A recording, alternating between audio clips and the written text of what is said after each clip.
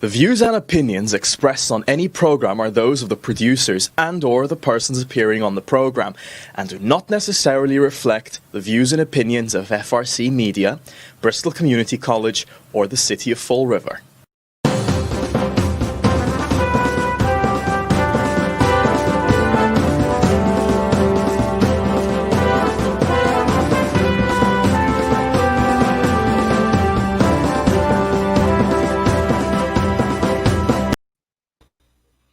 Well, hello. Welcome to Spindle City Straight Talk. I'm Chip. And I'm CJ. Sorry about that. It is Friday. It is Friday in the Riv. And it's going to be we should have a 2-hour show today, but we can't. So let's get it on. All right. The COVID numbers for yesterday are 393,188 cases total. 7,136 new cases, 12,634 total deaths, 71 new deaths, and in Bristol County, it's 38,419. Now, on the COVID numbers for the city, the mayor really, I don't know if he's doing this because he's not happy with me, so he doesn't want to give me the numbers right, or he doesn't want me to get the numbers from him, but the mayor only posted that there was 207 new cases. I can do math, though. So what I got was 8,939 total cases, and there's 237 deaths. And I posted on the mayor's post, the mayor needs to improve his reporting. Well, I'm sure that did you a lot of that did a lot for a peaceful coexistence. So, but okay, I guess we got a couple of other things that we can. I know that one of our former moderators at one of our debates, a friend of ours from local media, has passed. Yep, Bill Rappleye has passed away from brain cancer, and it was interesting because Bill had just left WJAR-10, and he went over to Rhode Island PBS, and he just started a new program. I'm not sure how many episodes he was able to get together and to put out there. It was an okay program. It's kind of like some of the stuff that FRC Media produces about local activities and local things going on and some local news. But it was a great loss because Bill Rappleye, or Rap as he was known to his friends, did a lot of work, and he was a journalist. You know what I mean? He loved doing what he was doing. He was friends with all the politicians, but he asked them the tough questions. I don't know how he would get along with Mayor Paul Coogan, though. Yeah, well, that's true, CJ. He was an old school reporter. He did investigative reporting. He did regular reporting, but he asked the tough questions. You know, he stuck microphones in the faces of politicians and held their feet to the fire, something that we haven't seen in 5 or 6 years or maybe even longer. And this is the problem. The mainstream media has become a propaganda and a political arm, and he will be sorely missed. And everybody who worked with him said he was fair. He asked the tough questions, but he didn't make it personal, and he did his homework. And he was to me, he was one of our best moderators. He had a unique style, and I think that was one of our best debates. And you have to admit, it was a lot like the English House of Commons. Exactly. And of course, you know that I like spirited debates, and do you. So. Yeah, it's a great loss, a tragic loss, and we hope we offer our condolences to his family and our thoughts and prayers. So, yes, and to his colleagues and friends, not only in Rhode Island but here in Massachusetts. It will be a great loss to the broadcasting community, and I think we're all going to feel it, and we're all going to see it in some of the differences in the reporting that's going to be happening. So that was a tragic loss. Speaking of tragic losses, Jasiel is back in the news. Oh, God. He has petitioned the courts to allow him to leave the state of Massachusetts to go to Fort Lauderdale. Now, I don't know if he wants to go to spring break. I don't know if he wants to go there to get on his honeymoon. I don't know why he wants to go there, but he wants to go to Fort Lauderdale for a couple of days. Maybe he wants to become mayor of Fort Lauderdale during spring break. I don't know. Maybe. You never know. My big question is, where's all this money coming from? I mean, the fiance's got a nice, expensive engagement ring. She's in the jewelry business. I don't know where that money came from, but I'm not going to say it came from Jasiel, but it looks a little fishy. Jasiel's now working as a maitre d' or a restaurant manager or whatever the heck he is. So how is he making enough money to just take off and go to Fort Lauderdale, especially in the climate we're in right now with COVID? And also, why would he want to go to a part of the country that is in the, quadruple digits, if not more, of new cases of COVID and, triple digits in deaths daily? This is getting to be a little questionable. So one has to ask, I mean, is he looking to hop a boat to Cuba? Cuba.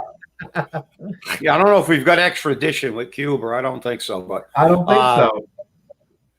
Well, we'll see. But Jasiel will be in the news until he's not, and he always will be part of the landscape, and therein lies the problem. So, and I got to get a quick one in here too, because once I get going on the national stage, it's going to be hard for me to rein myself in, because I'm just disgusted and appalled by what I see going on in this country, and have been for a long time. But this was the culmination of it. But there is it's not a rumor. They have confirmed that there was an independent investigation of the superintendent of schools, and I have been told, and I haven't seen it, and I want to see it, and I think the public should see it. And they said the results of that independent investigation were scathing against the superintendent.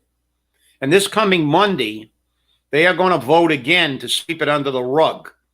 That's what the rumor is, to allow someone who abused his power as superintendent, who used his position to harass women, and also act inappropriately toward a handicapped employee, which is, by the way, a federal offense.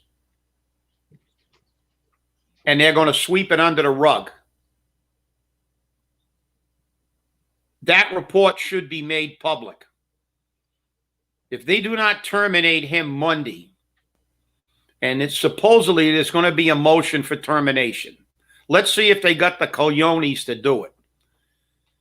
But if they don't support that, let's look at the people who didn't support it. The person who has, and I'm going to say this, so the mayor will say, did you say that? There is a familial relationship between a school committeeman and a very high-ranking school department employee.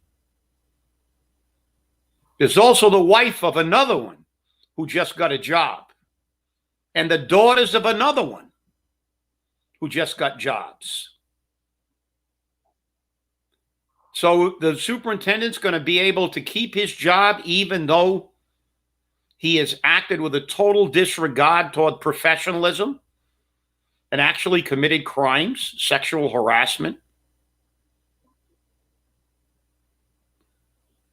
violating the American Disabilities Act. And he's going to allow this to be staying there because we got pay to play. All I want to see is the report. Let's look at the report. If that report vindicates him, so be it. But if it says that he was guilty of some of these allegations, and I don't care if they redact the names of the people involved, because they should be redacted. But this man is an employee, and the city and the school committee works for us. They don't work to get jobs for their friends and relatives. They are employees of the citizens of Fall River. Read your Constitution. You're at all times answerable to the people. You are their agents and substitutes. You don't work for the superintendent. You don't work for the city of Fall River. You don't work for the mayor. You don't work for the mayor who's ex officio chairman. You work for the people of Fall River. And the people of Fall River, especially those people who have school children in the system, deserve to know if this superintendent is deserving of that position or not. So I had to get that one in before I go off. Well, what's interesting is, and we've confirmed this from multiple sources, that the last vote was not 3-3 as many people thought it was. It was 4-2. And that you heard that as well, correct? Yes. Okay. So we've heard that. We actually know how it was split. We know who are the two people that voted to terminate. So my question is, how can those 4 people vote to not terminate? Is it because they have family members that got jobs in the school system? Is it because, as you said, pay to play? Is there something along this line happening? This is a problem, and this is a big problem we have in the school system. Now, one of the people on the school committee works with children on a regular basis outside of the Fall River school system.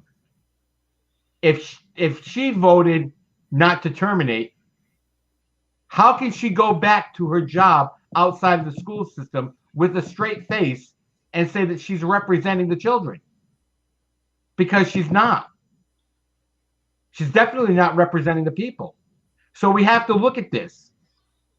So I would hope that that person would vote accordingly, vote her conscience, not vote for what the mayor wants. Because the mayor recused himself for no apparent reason. Because there was no financial benefit or other benefit for him to recuse himself from that vote. None whatsoever. So at this point, if we get a hold of that report, and both of us are trying, as we sit here, we have feelers out to our sources to get a copy of that report somehow. If we get a copy of that report, I'm telling you now, we will publish that report, and we will bring it to you on Monday if possible.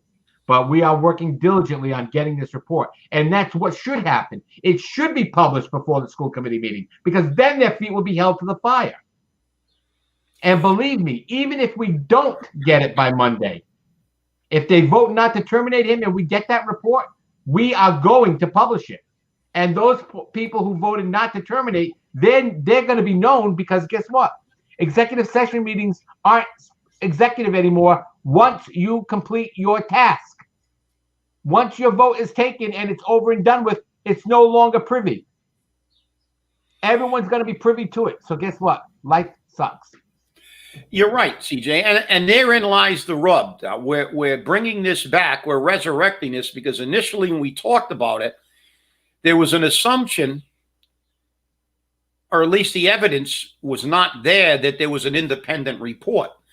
It was just, okay, they did some kind of internal thing. As a matter of fact, I believe the mayor used that as a recusal reason, saying, well, his brother did the investigation. But then it has been revealed and corroborated, because there is a city councilor that we have been told that has seen this report. And shame on that councilor for not coming forward to the public. And that there was an independent report, and that report was a scathing condemnation of the superintendent. Now, is that true? I don't know. But we deserve to know. He is the superintendent of our school system. We have children going to school. We deserve to know if this man harassed female employees, if he used insensitive and derogatory terms to talk and interact with a handicapped employee. This is outrageous behavior. Totally unprofessional behavior. And we deserve to know one way or the other. If it cleared him, maybe, you should never make assumptions, but in this case, I'm going to make a wild assumption. If that report said he was totally innocent and he is the greatest superintendent since the invention of sliced bread, I think we would have seen that printed in the Herald News. I agree. So let the people know. And the school committee, as you were elected to represent the people of our city, and if you allow someone to stay in his position that has behaved in this manner, your motivations have to be questioned. And with that, let's get down to what happened in Washington. You mean the sedition, the domestic terrorism? The sedition, domestic law. Therein lies the rub. Listen, this has been politicized to this. Look, we are not. Let me first go on the record. Violence and rioting are unacceptable. Whether BLM does it, even though the Democrats who are now calling this Pearl Harbor and sedition, and we have a state representative that called it treason, just fueling the fire. You had a bunch of nitwits, and they are nitwits, and I don't care if they were Antifa sprinkled in or some Trump supporters, nitwits, who decided they had 500,000 people. What they should have done is walked to the Capitol building, stood in front, and chanted and done something and sang songs and turned their back when they were voting or do something as a peaceful demonstration of the fact that they felt disenfranchised. But most of them are white, so they can't be disenfranchised. What they are is racists, just because they're white. And this is the problem. That's why this country will not be healed. We've got the idiots that want to manipulate history, throw out history. Let me explain something to our state representative and all the other nitwit Democrats in Washington who are talking about sedition and a coup. And every single nation in this world that was created from another nation practiced sedition. When you take over another government because it's not working for you, as is mandated in our Declaration of Independence, these people felt that this government is not working for them. So that's not it is an act of sedition. But it's not an act of sedition if you prevail. Do you think that Patrick Henry, when he said, "Give me liberty or give me death," what happened to Patrick Henry? He was hung as a seditionist. And if we would have lost the Revolutionary War,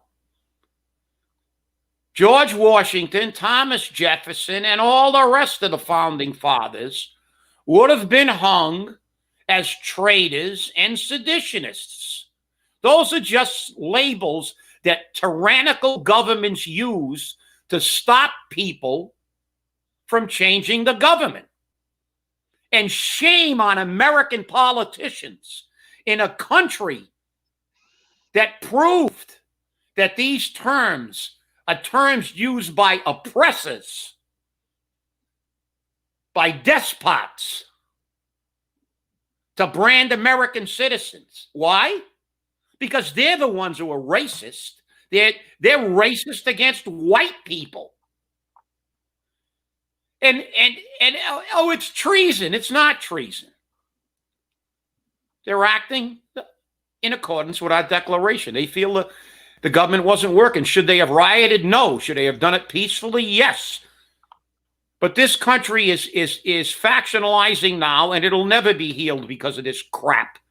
And we got Joe saying, "Oh, my granddaughter called me up and said, oh, did you see the picture when they were on in the Lincoln Memorial? They had all those soldiers because it was BLM." No, they had them there because of the fact that they were going to tear down a federal monument. Didn't have anything to do with who did it. And if these idiots run the Washington Monument, they would have had federal troops there to protect the monument. That's what they were there for. Let me tell you something, people. They're on there protecting the Lincoln Memorial. I'm going to show you how idiotic this country has become. They're going to tear down a statue, a monument to the man who freed the blacks. And all of you people love to forget history. You forget that we are seditionists, all of us. We are Americans because we were seditionists. But what you forget is that man killed more Americans to free the blacks than we lost in any other war in the history of the United States. In the entire history of the United States, we lost over 620,000 men in the Civil War. Every single one of them an American. Every single one of them an American. We lost over 400,000 in World War II. That was our greatest loss, except the Civil War. We lost over 50,000 Americans, almost as many that were lost in the entire Vietnam War in Gettysburg, in the Battle of Gettysburg. Over 50,000 died in the Battle of Gettysburg. Every single one of them an American. You people don't know your own damn history, and I'm sick of you. I'm sick of these Democratic idiots talking about this is Pearl Harbor, this is this, this is that. Yo, this is sedition, this is, well, yeah, you're a seditionist. But you know what I'm sicker of? The media condoning rioting and burning for a year because their party did it and using it. Martin Luther King says riots are the expression of the unheard. Well, it's not the expression of the unheard now. These people are terrorists. They're everything else. They're not just idiots. And you know what encapsulated it all for me? Because this really pisses me off. That weasel, that elitist Vanderbilt child that was born with not a silver spoon, but a gold spoon, not only in his mouth, but stuck up his anal orifice too. Anderson Cooper. Think about it, people. Think about how you've been disrespected. This is what they think of you. The people who look at you as a pet. Anderson Cooper. Oh, they're going to go to the Olive Garden. The peasants. They're going to go eat at Olive Garden and go to their rooms at the Holiday Inn. So now if you eat at Olive Garden, you're some kind of, you're some kind of mental defective. You have no brains.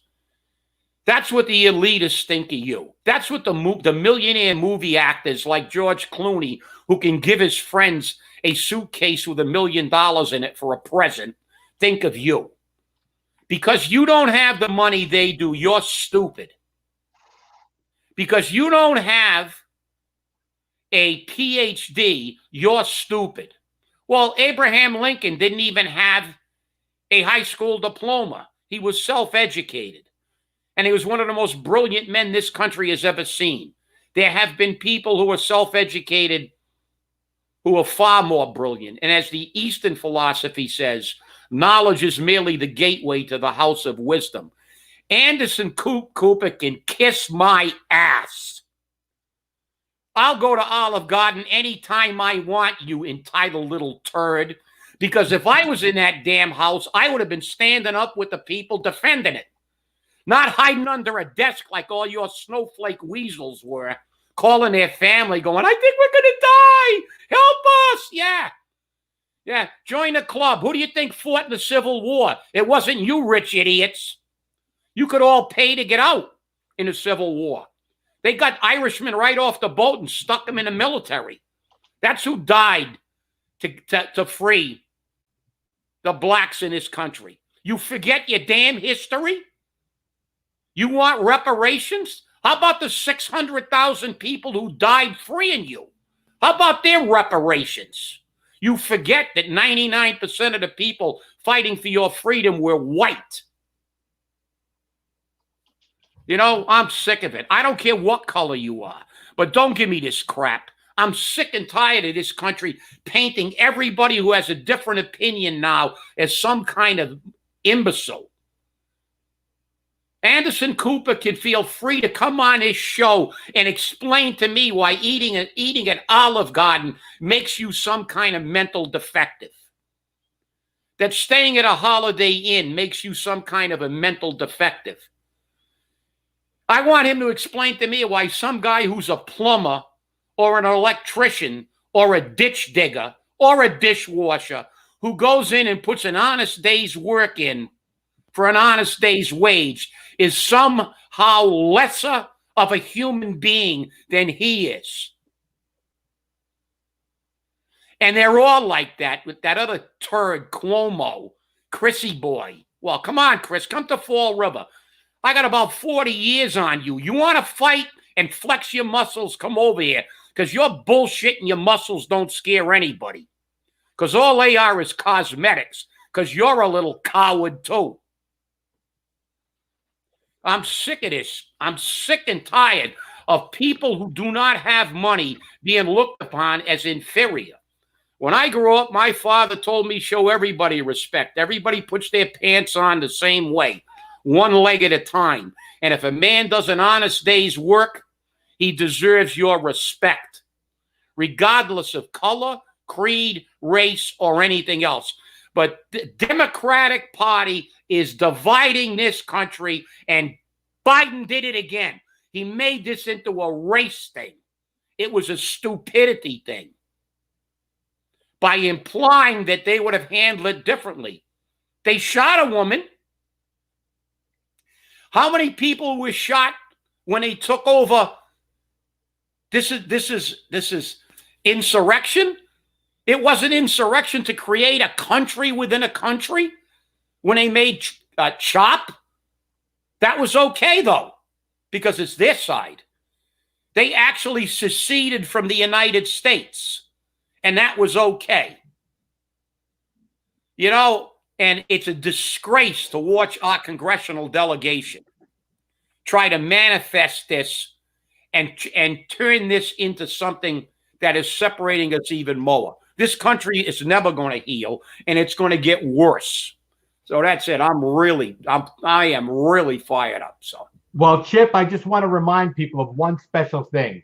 When the course of human events, it becomes necessary for one people to dissolve the political bands in which have connected them with another, and to assume among the powers of the earth the separate and equal station of which the laws of nature and of nature's God entitle them.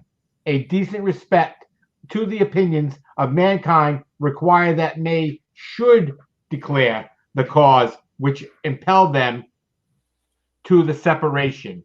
That's what this is about. That's right. The Declaration of Independence. So, we're out of time. We're out of time. So I wanted to close on that. Sorry about that, but we're out of time. I want to thank you all for watching. We may bring this back up on Monday, or we may bring up the scathing report. We'll see what we can do. I want to thank you for watching. Remember, stay safe, stay angry, and wear a mask. Have a good weekend.